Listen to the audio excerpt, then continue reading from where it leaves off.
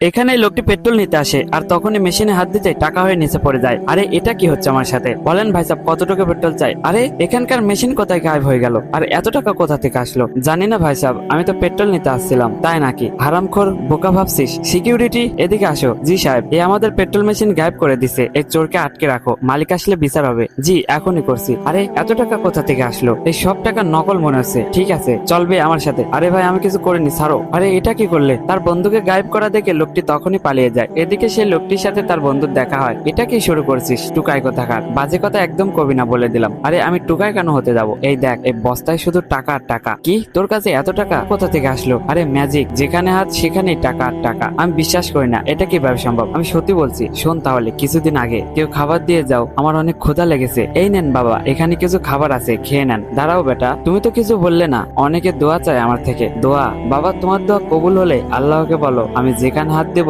তাই টাকা হয়ে যাবে। আচ্ছা আসি তাহলে। হে আল্লাহ, তার মনের আশা পূর্ণ করো। তার জন্য এক মুঠো খেতে পাচ্ছি। অবিশ্বাস্য ভাই, তোমার কাছে যত টাকা আছে সব টাকা চলো গরিবদের মাঝে বিলিয়ে দেই। সঠিক সিদ্ধান্ত নিছো, চলো তাহলে।